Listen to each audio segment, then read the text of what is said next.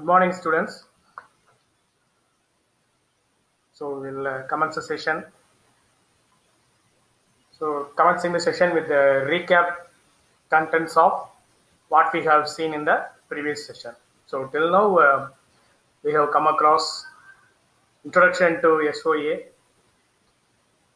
introduction to XML. In XML we have seen how to write a basic XML program, what is the structure of the XML program,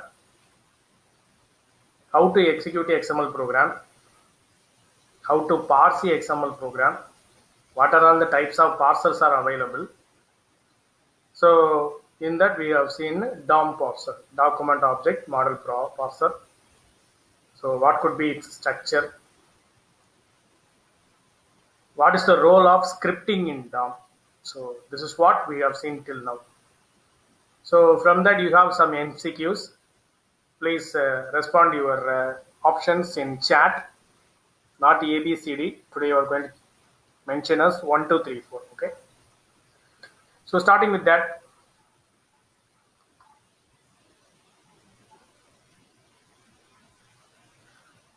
XML DOM defines a standard way for which one? 1, 2, 3, 4. Which could be the option.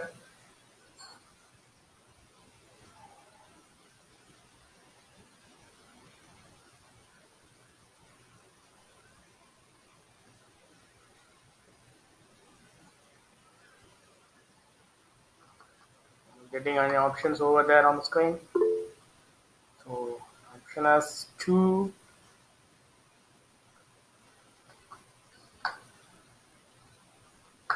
So ultimately the answer is option is 2. Accessing and manipulating XML documents. So XML DOM defines a standard way for accessing and manipulating XML documents. Second one. So most of the questions are from XML DOM only. XML DOM defines a standard set of DAS for XML. What could be the option? 1, 2, 3, 4. Which one? Classes, functions, files, objects. Yes. Options, please.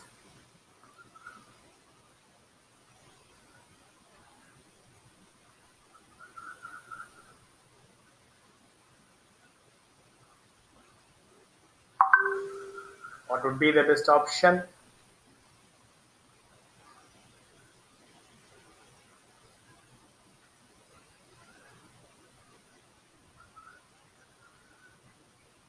XML DOM defines a standard set of DAS for XML. How we are accessing the node element? Scripting helps us. Even in scripting, what is the main thing? XML HTTP. So what we are using? We are using an object. We are creating an object, or dynamically we are allocating memory for a built-in object. Through that object, we are accessing the built-in method. By that, we are pointing towards an array. Through this, it will access the corresponding method, corresponding data. That's it. So ultimately, the answer will be objects. Okay. Third one. DOM treats the XML document as table structure, file structure, tree structure, all the above. Which one? We have used the term node, right? So the node will belongs to which data structure? That's it. That will give you the answer.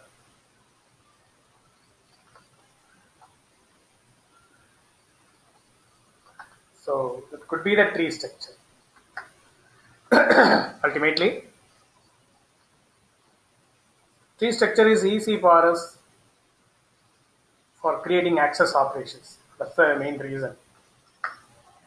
Which of these are not valid XML DOM relationships? Nothing but they are asking about the methods. Parent node, previous sibling, last child, next node. Among these, which are not relevant to tree. or which are not relevant to access.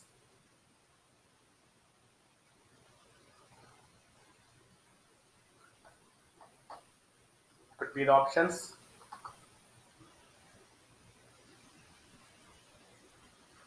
Getting options is 4. Oh, that's great. So ultimately, next node. We are not using pointers. Okay, that's the main thing here. We are not using pointers. Only pointers could be able to hold the address of the next location. So here parent node that represents the root node, previous sibling that represents the immediate parent, last child that represents the leaf node. Okay, so there won't be any concept of accessing the address of the node. We will be working only with the data. Last one. So if you have come across the program very clearly, that you could be able to find it out. If you have gone through the slides what we have posted yesterday, you could be able to respond very easily. The dash method return a node list that contains all elements with a specified tag name in the same order as they appear in the source document. They are asking the method that you are ready to access a node data. So that can be done through which method, which built-in method in scripting, XML DOM scripting. So the option could be we have an option 3. Yes, that's the answer. By tag name, get elements by tag name. If you have come across our previous PPT, you could be able to find it out very easily. Otherwise, your the classes that whatever we are taking, that I am doing screen recording and uploading in our Google Classroom itself.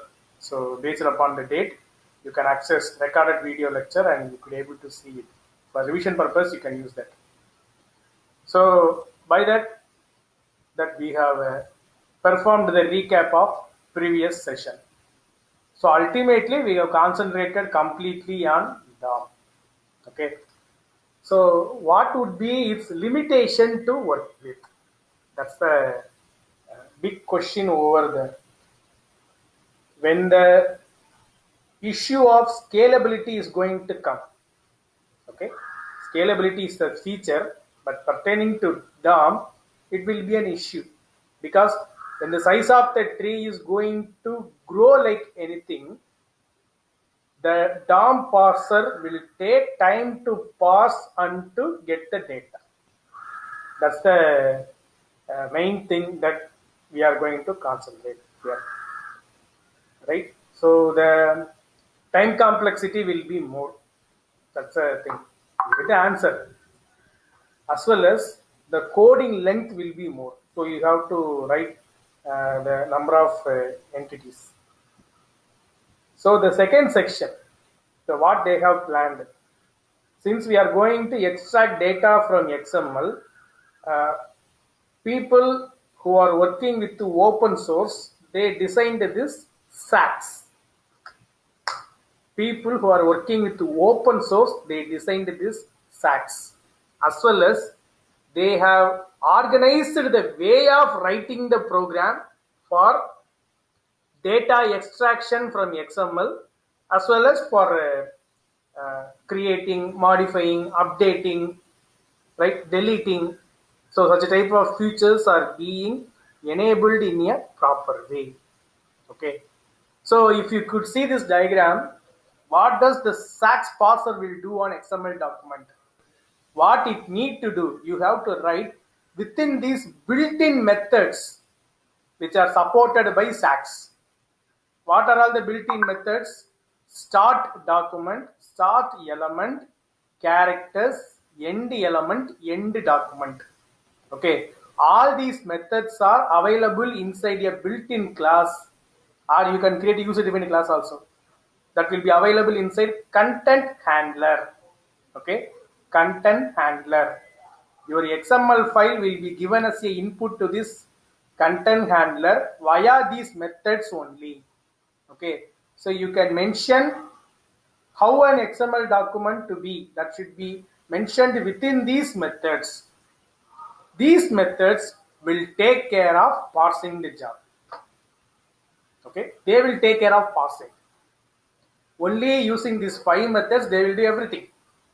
But if you come for DOM, you have plenty of methods will be available. DOM parser. But in SOX parser, within these 5 content, that you could able to do everything with, if you have some minimum knowledge on Java, that is sufficient. Do you know what is class, what is object, what is a method? Inside that SOX parser will be available as a package. So within that package, you have some available built-in methods are there, built-in objects are there. Through that, you could be able to mention it. So what is meant by that start document? So we will start a document using some initial tag. For example, I am going to create a class. So we could be able to see it through the program in a detailed fashion. Okay, this could be the complete idea of a SOX parser. What you want to parse, that need to be given properly within these methods. What these methods will hold. Okay, so start document, end document will work for the root tags. Start element and end element will work for the respective child tags. Okay, characters represent the data which are available in the tags. That's all. That's a complete conversation about this. Now we'll get into the program. Right. See this XML program. The root tag is class. Okay. The root tag is class.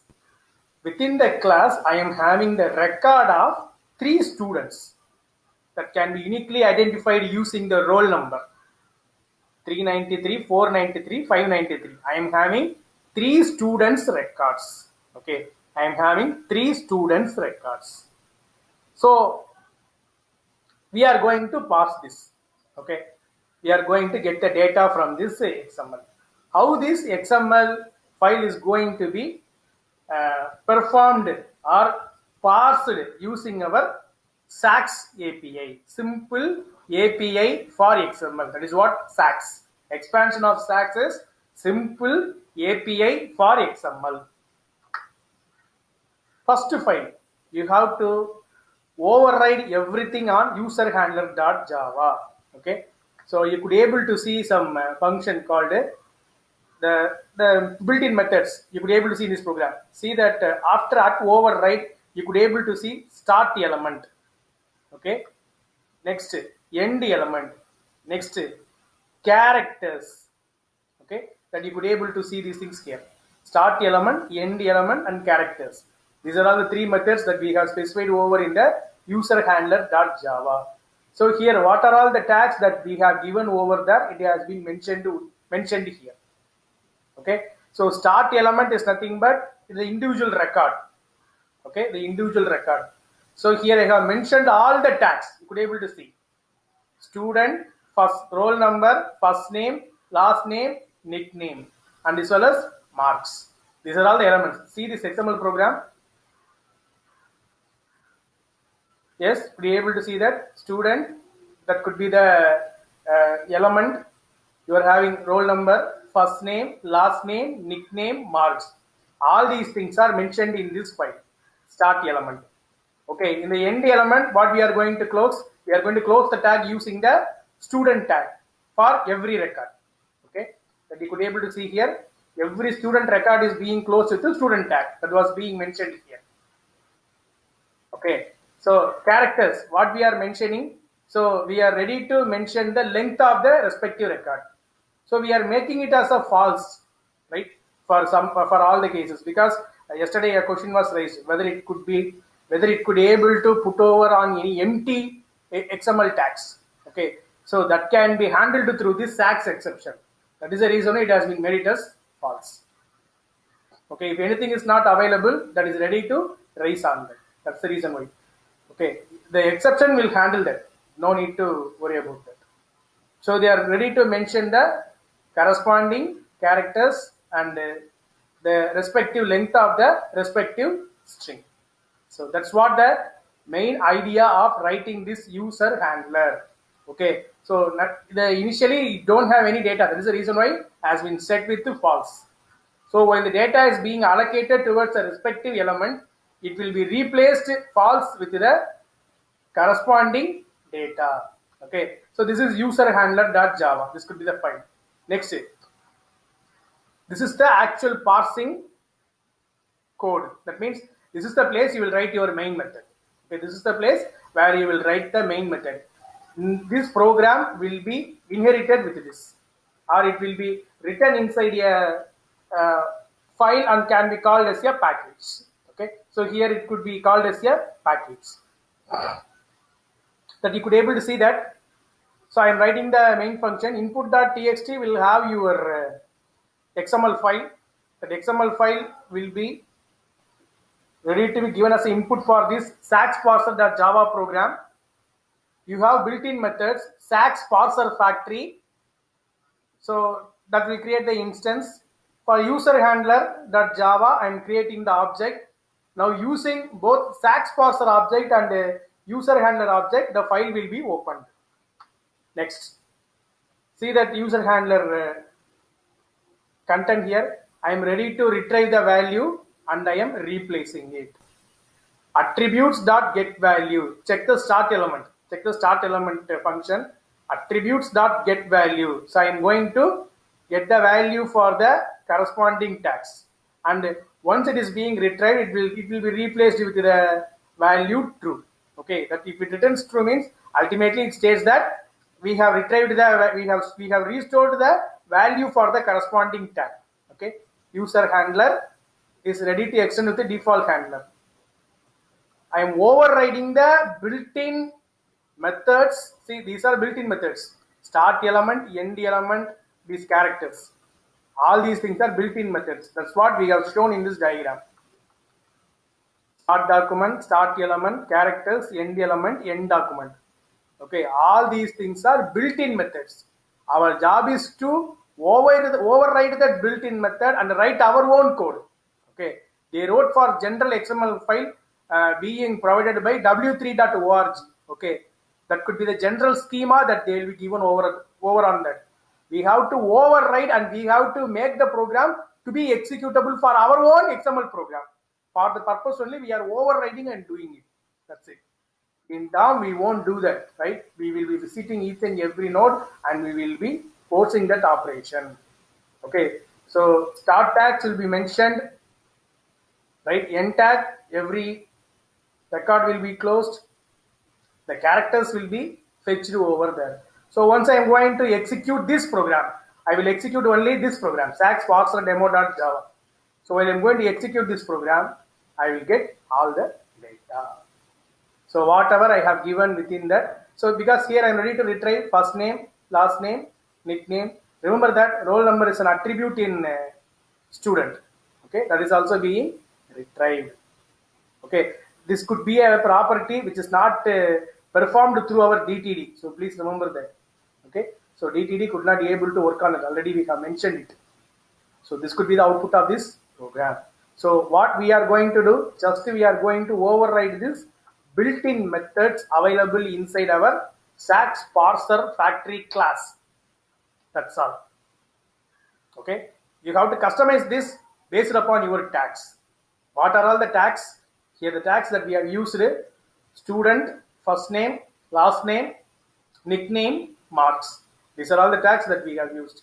For these tags, what we are going to do, that has to be mentioned over there. Initially, the tags are introduced here, start tag and end tag. Regarding the characters, we have mentioned for all the individual characters. What could be its orientation based on character array? What could be its starting length, and what could be the starting index, and what could be the length of the corresponding string. So that has been mentioned over there. It will be mapped with a skeleton. That skeleton will be filled using our XML file. So this sax parser will perform operation on the skeleton and it will fill up the data. It will retrieve and it will show it for us, right? From XML, it is taking data and it is fixing inside that sax parser program. From the sax parser program, Java will retrieve that elements and it is ready to display here. That's it. That's the idea behind this sax parser. See, For retrieving data from XML, why we have to suffer a lot like this? Okay, you might have some question. By using simple file programming in Java, we could able to do that, right? But actually, semantic nature of XML will be void when we are going to use file programming. Okay, so that should not be done. That is the reason why the respective meaning of the tag also to be sustained. For the purpose only, these parsers are being invented. Ultimate aim of parser might be you have come across a number of around 9 parsers are there in your compiler. In compiler design, you have come across that. All those parsers are ready to work on your identifiers, are ready to generate expressions. That could be your expression trees or otherwise. Okay, so they don't worry about the meaning of that corresponding variable, meaning of the corresponding identifier, or meaning of that the actual the original knowledge of the regarding the expression. But here the parsers will work semantically. That's the idea that it is ready to generate. If we give such a type of intelligent knowledge for a normal compiler, the compiler will adjust our mistake and it will give us the program. So it could be a dream, right? You are going to give a wrong program without semicolon, etc., etc. When you are going to give this program towards your compiler will compile, it will identify its errors, it will rectify all the syntax mistakes in this, and it will compile and it will give you the answer. How it will be? Something interesting, right? That could be the semantic nature of the compiler that we can design. The same way, the semantic nature of parser is exhibited through this SAS. Okay, so that could be the explanation for this. So querying only a specific node. Can I able to query only a specific node? For example, so in this XML, I want to retrieve the data of only the student 393, who is having the roll number 393, or only 493, or only 593. I want to retrieve only specific record from this XML. So for that, how to use it? Our ultimate key is using attribute only we could able to take the data. That means using roll number only I could able to take the data. So what you have to do? Again, you have to customize this file only using the corresponding roll number. Here we are ready to here we are ready to do for all the elements in the all the nodes in the tree. But here, what we have to do? We have to customize it only for one specific student. That's what we are going to do in this program. We did querying only a specific node. So what I am doing that, so I am removing all other program segments. Only the section that what we need to override. That's what I am going to show. The rest of things are same as the previous program. Okay. So towards whom what I have to do over there? Only the place where I need to check, that should be the roll number.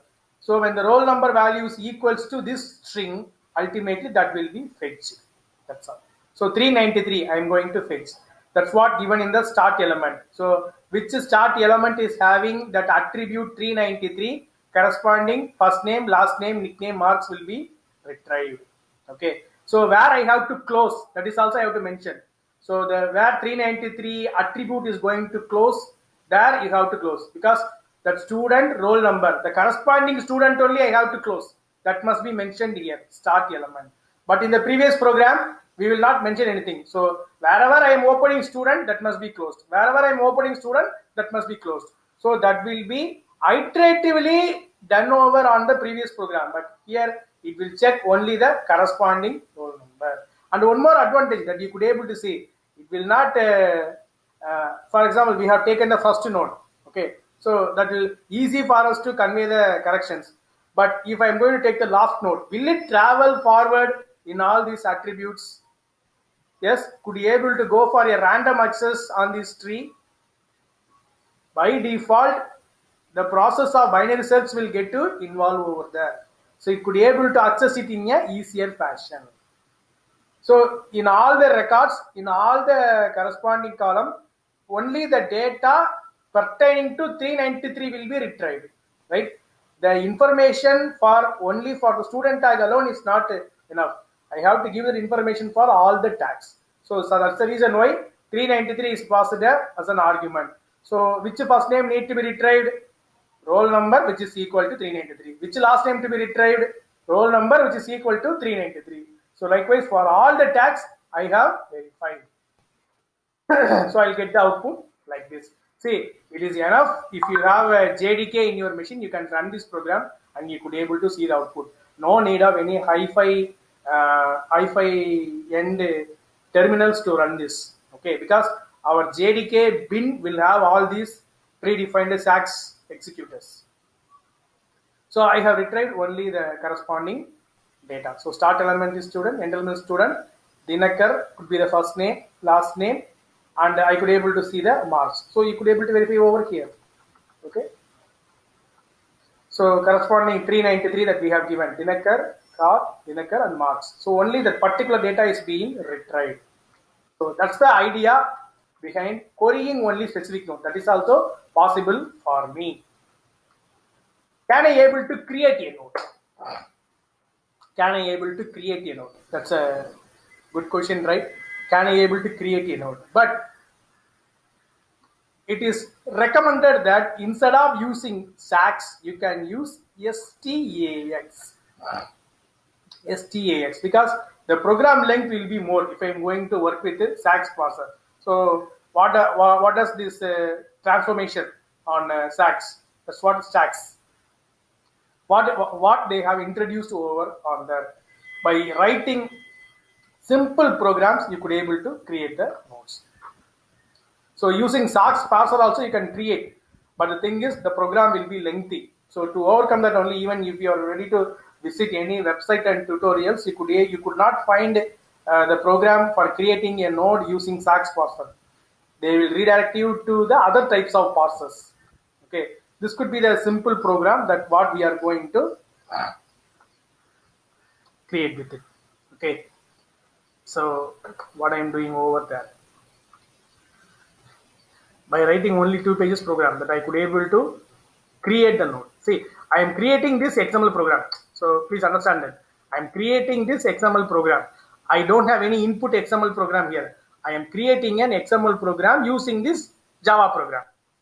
Okay, so I am creating the starting node. Okay, write start element. Next, what is the attribute for this? Likewise, only using that write start element, write attribute, write characters, right? Write start element is the tag name. Write attribute is the attribute for the corresponding tag.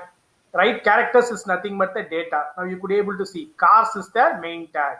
Write start element. Write start element of supercars. So within that I am having the sub element. So supercars is the sub element. So likewise it will travel for car name. You could able to see that car name. 2 car names have been given. So within cars, you are having supercars. Within supercars, you are having car name. You are having one category. Next car name, you are having another category. Next, I am going to close the document. After closing the document, if I am going to execute this, what's going to happen? It will ready to produce me this output. Okay. Cars is the main tag. Supercars is the child tag for that. Again, you have a subchild car name. Check that company type Ferrari 101, Ferrari 202.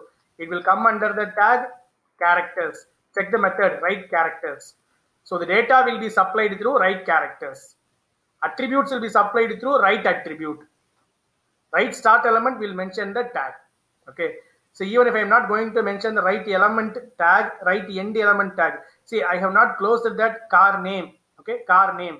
I have not mentioned for closing the tag. By default, it will take. That's what we will be representing in auto close tags for in HTML. The same way it will be applicable here also. Even though if I have not mentioned, by default it will create a well-formed XML program. So the power of this stacks processor is stacks. It's not stacks, it's stacks only for this purpose. Okay. The power of this stacks processor is it could be able to create an XML program directly. What we are ready to convey here, it is ready to generate a node also. Right? Suppose you want to create one more car type, car name type equal to taxi. Likewise, you are going to mention. There I am going to mention BMW. Again, I could be able to close car name. If I want to do that, what I have to do, just to go to this program and what you have to type XML stream writer dot write start name, start element car name. Next, XML stream writer dot write attribute of type comma taxi. So again I have type XML stream writer dot write characters of what I have to mention BMW. Finally, I have to close the tag. XML stream writer dot write end element. That's all. By writing only that 4 lines of code, I could able to create a new node on the existing XML. Okay, so that's also being possible over there. Okay, so that's an interesting one on stacks. In stacks, what I have to do, see how to work with this start element, end element. Why I said stacks is very easy compared to our stacks. See that for start element and end element to override, you have to write this much number of very big codes, right? So now instead of doing all those things, everything will gone abstract. Just you write your own code. Your own code will run over on the abstract class. That's the idea of OOPS, right? Abstract class will be available at the base. Over that, you could able to write your own code and project the nature of abstraction through your code. That's it. That's the powerfulness of Java. So that was being exhibited through this stacks. So that's the thing. Time for discussion.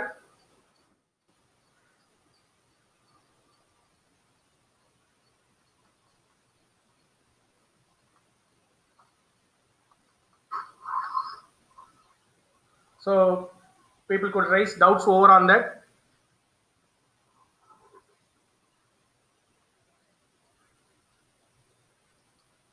And also I'm going to show you a demo now. If you have any doubts over on this section, you could be able to see.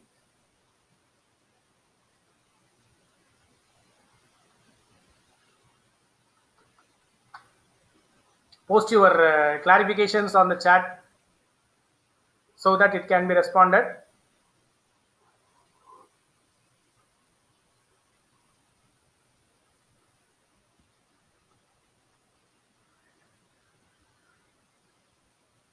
Yes.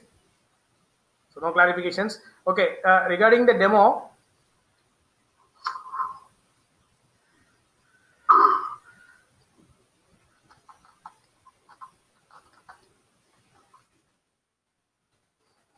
sir, 1 minute.